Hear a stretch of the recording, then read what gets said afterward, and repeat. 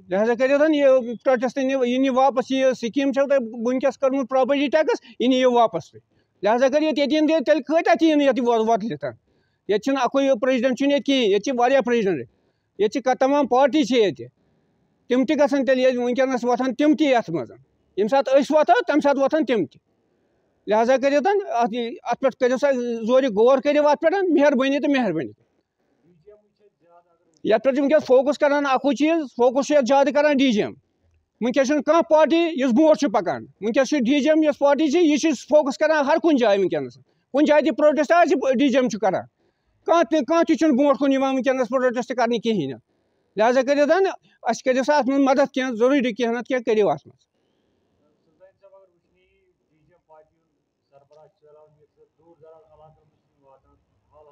यह हर कुन districts वातान बडगोम वातान Ganderbal वातान your मागम वातान तमाम डिस्ट्रिक्न वातान सोपोर वातान बारामूला वातान यह वुचान कत क्या हालत तिमन नश प्रोटेस्ट करान या तह क्या प्रॉब्लम पावर प्रॉब्लम सड़कन हज प्रॉब्लम यह सह सॉल्व करान ये लिहाजा कर बंडपुर गसान खाक गसान यह वोत तमाम जायन वोत यह जनरल सेक्रेटरी मीर साहबन अवामस यह अपील यहां कर तम कर अवेयर तम हेन नीरत लिहाजा कर वनकस बिहू लति कहें घर मज लिहाजा कर तुम पगह तह क्या फायदे लिहाजा करो तुम नीरो अवामस अपील करान तुम नीरो सड़कन पे लिहाजा कर अत पे करो प्रोटेस्ट लिहाजा कर वनकस यह वथव तो बनव वनकस पे बनव ना कहें।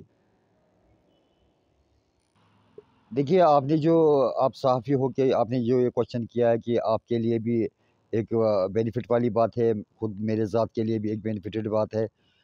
जैसे कि अभी मेरे डिस्ट्रिक्ट प्रेसिडेंट मोहम्मद शफी सुल्तानी साहब ने बताया कि उन्होंने लोगों को भी अवेयर इस मामले में किया है कि यहाँ पे 2014 से JNK-UT के लोगों को एक कमर टूटा हुआ है, बड़ी मुसीबतों का सामना कर रहे हैं। उसके बाद कोरोना का चक्कर आ गया तो यहाँ पे लोग लाचार है, बेबस है। लेकिन बदकिस्मती से जो यहाँ के हाई स्टैंडर्ड लीडर्स है, हाई स्टैंडर्ड है, डिग्निटी वाले हैं, वो इस मामले में नहीं बात कर पाते। उसका क्या रीज़न है ये अल्लाह बेहतर जानता है। लेकिन डीजीएम हर वक्त अवेयर रहती है। मौजूदा सरकार अगर कहीं पे गलत फैसला लेती है तो हम हर वक्त लोगों के इक़्तिदार में बात करते हैं, फेवर में बात करते हैं। जैसे कि अभी डेली वेज और कैजुअल लेबरों का जो मसला आया सामने, उन्हें 11 रुपये चढ़ाया गया। शर्म की बात है ये मरकज़ी सरकार के लिए। जिन लड़कों ने अपनी ज़िंदगी सर्फ बड़ी मुसीबतों का सामना कर रहे हैं, उसके बाद कोरोना का चक्कर आ गया तो यहाँ पे लोग लाचार है, बेबस है। लेकिन बदकिस्मती से जो यहाँ के हाई स्टैंडर्ड लीडर्स है, हाई स्टैंडर्ड है, डिग्निटी वाले हैं, वो इस मामले में नहीं बात कर पाते। उसका क्या रीज़न है ये अल्लाह बेहतर जानता है। लेकिन डीजीएम हर वक्त अवेयर रहती है। मौजूदा सरकार अगर कहीं पे गलत फैसला लेती है तो हम हर वक्त लोगों के इक़्तिदार में बात करते हैं, फेवर में बात करते हैं। जैसे कि अभी डेली वेज और कैजुअल लेबरों का जो मसला आया सामने, उन्हें 11 रुपये चढ़ाया गया। शर्म की बात है ये मरकज़ी सरकार के लिए। जिन लड़कों ने अपनी ज़िंदगी सर्फ की है इन डिपार्टमेंटों में, अपने आप को उन्होंने दाव पे लगाया है, चाहे सर्दी का मौसम है, चाहे गर्मी का मौसम है, तो वो शहीद होते हैं, शिकार होते हैं, ऐसा केस उन्हें बने हैं। लेकिन बदकिस्मती से मुझे लगता है प्राइम मिनिस्टर ऑफ इंडिया इस चीज़ को नज़रअंदाज कर रहे हैं कि जो उनका ड्रीम था, जो उन्होंने हमें बताया था, आश्वासन दिया था कि मैं JNK-UT एक नया स्टेट बनाऊंगा, एक नई तशरीह दूंगा उन्हें। लेकिन बदकिस्मती सब कहने की बातें हैं, अमल में कुछ भी नहीं है। और दूसरी बात यह है कि जो यहाँ के लोग हैं बिल्कुल बेबस है, लाचार है। जो अब इन्हें इलेक्ट्रिक का मसला बताया गया, जो मैंने एक बयान सुना बिजली डिपार्टमेंट से कि जो मीटर का मसला है ये यहाँ के लोग नहीं चाहते। और दूसरी बात जो यहाँ पे इन्होंने 1 किलोवाट का एग्रीमेंट किया, उसे 1100 रुपये का रकम इन्होंने दर्ज किया हुआ है। यानी कि अगर किसी को हीटर या गीज़र आ जाएगा तो उसे 3 किलोवाट का एग्रीमेंट किया जाएगा। लेकिन ये गलत है, सोच विचार है इनकी। इनको इस चीज़ को बदलना होगा। अगर JNK-UT के अंदर इन्हें हुकूमत चलाना मुश्किल होता है या इलेक्शन करवाने मुश्किल होते हैं, भाई डीजीएम के हम लीडर बैठे हुए हैं, एक बार हमें हुकूमत दे के देखो, हम कैसे मरकज़ी सरकार को भी फ़ायदे में लाएंगे और JNK-UT के लोगों को भी ज़ख्मों पे मरहम लगाएंगे। हम ये कहते नहीं, हम ये करके दिखाएंगे। ये प्रोटोकॉल है। अगर सेंट्रल गवर्नमेंट चाहे किसी स्टेट में CM को लेना, और हम उस पद के लिए दावा करते हैं, हमें वो CM पद दे दो, हम ये संभालेंगे JNK-UT। अगर इन्हें संभालने नहीं आ जाए, बाकी यहाँ पे लैंड का मसला था, हमने उसमें तस्दीक किया, ये जेन्युइन मसला है, चाहे वो एस्टेट का था, नज़ुल का था, उसमें हमने पूरा तावन दिया गवर्नमेंट ऑफ इंडिया को। लेकिन आज के डेट में माननीय गवर्नर साहब को मैं रिक्वेस्ट करता हूँ, क्योंकि यहाँ के लोगों की सत्ता बिल्कुल ख़त्म है, जो मेरे डिस्ट्रिक्ट प्रेसिडेंट साहब ने अभी बोला, मोहम्मद शफी सुल्तानी ने, क्योंकि इसके पास लोग आते हैं, सुल्तानी साहब घर पे भी आते हैं इसको, ये भी बेचारा परेशान है, ये जब लोग आते हैं दरख्वास्तें लेके, ये भी क्या कर सकता है, क्योंकि हम अभी मौजूदा सरकार के पार्ट नहीं है। लेकिन फिर भी मैं शुक्रगुजार हूँ अपने डिस्ट्रिक्ट प्रेसिडेंट का, उसमें इतना दम है, इतना हौसला है, उसने मीडिया के थ्रू आज अवेयर किया प्राइम मिनिस्टर ऑफ इंडिया को भी और लेफ्टिनेंट गवर्नर को भी।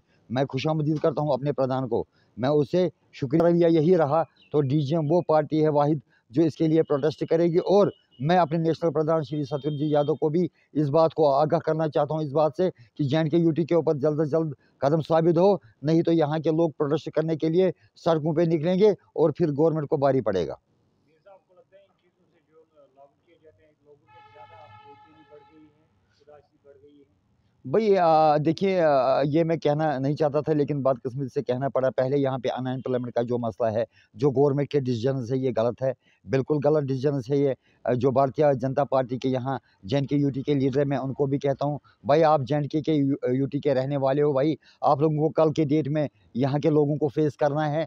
आप लोगों को भी मेरी गुजारिश है, आप इस बात को डिस्कस करें आगे, ताकि ये जो प्रॉपर्टी टैक्स वगैरह है, यहाँ बिल्कुल नाकाबिल इशू है, ये नाकाबिल बर्दाश्त है, ये चीज़ें यहाँ प्रोवाइड नहीं होंगी। इसके लिए हमें सुप्रीम कोर्ट तक जाना पड़े, हम जाएंगे और डीजीएम इसके लिए पिटीशन दायर कर देगी।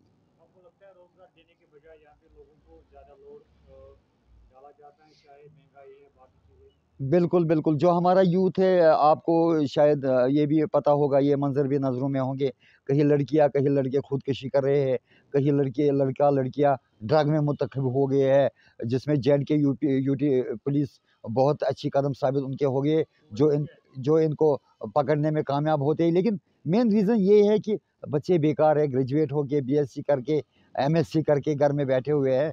तो इनकी सोच क्या है, या तो ये ड्रग के ऊपर फ़ोकस करते हैं, नहीं तो इनके दिल में फतूर उठता है, दिमाग फतूर उठता है, या तो ये मेंटली हो जाते हैं, नहीं तो ड्रग में मुलव्वस होते हैं, नहीं तो माँ बाप के साथ झगड़ा करते रहते हैं। मेन रीज़न ये है कि जो यहाँ पे बेरोज़गारी का सतह हमें नज़र में था कि भारतीय जनता पार्टी के प्राइम मिनिस्टर इसमें थोड़ा कमी करेंगे, लेकिन बदकिस्मती से यहाँ दिन ब दिन बढ़ती चली जा रही है, बल्कि ये घटती नहीं है। इसलिए यहाँ के लोग सफ़र कर रहे हैं। ऊपर से टैक्स का मामला, ऊपर से वो गरीबों के ऊपर बाबा जी का बिलडोज़र इन्हें शुरू करने की कोशिश की, अल्लाह का फ़ज़ल है वो रुक गया। और उसमें हम कोई वो वाली बात नहीं करते कि ये गलत काम करें। भाई आप डालो हाथ, बड़े-बड़े मगरमच्छों को डालो, लेकिन ये चीज़ें गरीबों के ऊपर हाथ मत डालो। इन्होंने 4 मलरे, 5 मलरे, 10 मलरे, 15 मलरे लिए हुए, कहीं-कहीं उन्हें अपनी किडनियाँ बेची है, किसी ने अपना जायदाद बेचा। हाँ, उनको पकड़ो जो लैंड माफिया है, जिन्होंने इनको बेचा है भाई, एफिडेविट दे के उन्हें पकड़ो। उसे कहते हैं कि वो शेरों वाली बात। नहीं तो उन्हें पकड़ते हो जो